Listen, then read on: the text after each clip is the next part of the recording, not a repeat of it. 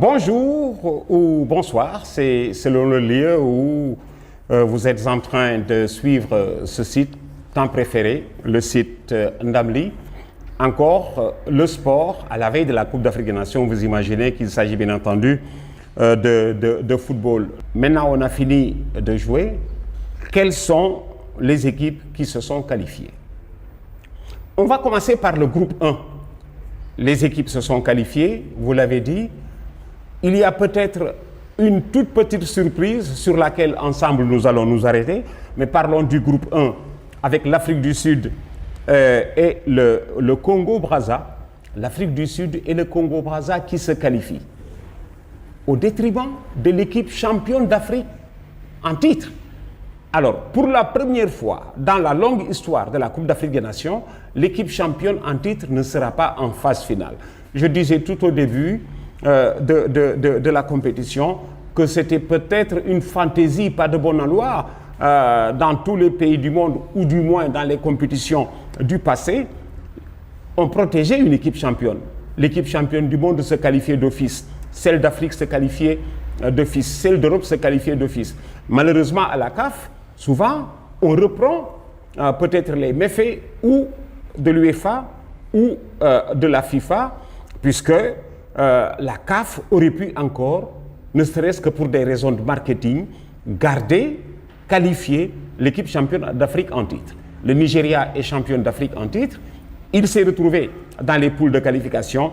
Hélas, il ne s'est pas qualifié, ce Nigeria, puisque c'est l'Afrique du Sud et le Congo-Brazza qui passent, après que les Nigérians aient fini de gagner à Brazzaville, mais finalement, ils ne passent pas. Alors je crois que c'est une situation qui poussera tout le monde à la réflexion, puisqu'il ne sert à rien de reprendre ce que les autres font, même si ce n'est pas bon. Donc dans le groupe 1, c'est Afrique du Sud et Congo. La non-qualification du Nigeria se passe de commentaires. Dans le groupe 2, c'est l'Algérie et le Mali. Le Mali qui est passé, comme on dit, par des états d'âme. Hein. Ce n'était pas facile après que les Maliens aient été battus au Malawi. Finalement, ils ont réussi à se reprendre lors de la dernière journée, battant l'Algérie. C'est donc l'Algérie et le Mali. Logiquement, le Malawi et l'Éthiopie ne se sont pas qualifiés dans ce groupe 2. Dans le groupe 3, le Gabon et le Burkina Faso qui passent, des habitués de l'Afrique. Petite déception chez les Angolais. On les attendait. Finalement, ils ne sont pas passés. C'est donc le Gabon et le Burkina Faso dans le groupe 3. Dans le groupe 4, ils étaient 3 pour 2 places. Curieusement, tous les 3 se sont qualifiés. C'est le seul groupe d'ailleurs à avoir qualifié 3 équipes. Le Cameroun, la Côte d'Ivoire directement, la RD Congo ou ex-Zaïre pour le meilleur 3e de l'ensemble des 7 poules de qualification. Rien d'étonnant à cela. La RD Congo ou l'ex-Zaïre était, comme on dit, un pays de football. La preuve, ils ont été champions d'Afrique et avec le Congo-Kinshasa et avec le Zaïre. Donc 3 se qualifient, c'est la Sierra Leone qui ne passe pas. Dans le groupe 5, Ghana, Guinée, Ouganda, Togo, c'est le Ghana et la Guinée au forceps. Les Guinéens qui se sont qualifiés et qui ont retrouvé une bonne génération depuis l'année dernière. C'est donc Ghana et Guinée. Dans le groupe 6, le Cap-Vert et la Zambie. Le Cap-Vert qui confirme, parce que je rappelais que les Cap-Verdiens depuis longtemps tenaient une bonne équipe. C'est vrai que les Cap-Verdiens sont aussi des voyageurs et quand ils se retrouvent sous le même maillot, à partir des championnats d'Europe, ils peuvent faire toujours très mal. La preuve, ils se sont qualifiés avant la limite, terminant d'ailleurs à la première place du groupe. Et dans le groupe G, on en a parlé, la Tunisie première, le Sénégal deuxième, c'est l'Égypte qui ne passe pas.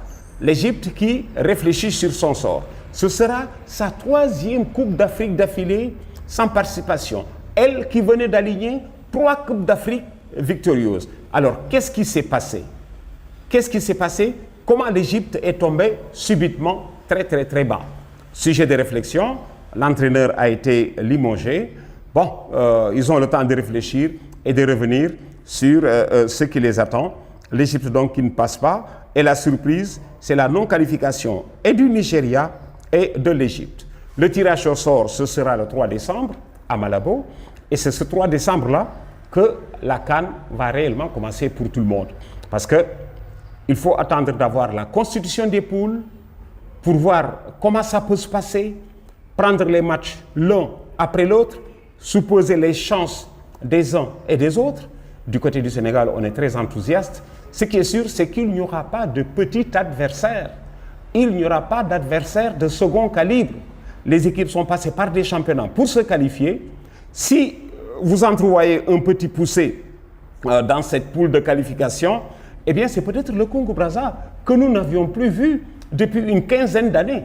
Mais ce n'est pas un petit morceau. La preuve, le Congo-Brazza s'est qualifié au détriment du Nigeria, qui barre la route aux champions d'Afrique, n'est pas un petit morceau. Voilà donc, on attend le jour du tirage au sort pour entrer de plein pied dans cette 30e Coupe d'Afrique des Nations.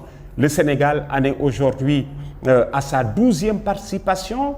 Il tend vers la 13e participation. Nous vous entretiendrons justement des 12 CAN du Sénégal, des 12 Coupes d'Afrique du Sénégal. C'est toujours sur ce site-là, Ndamli.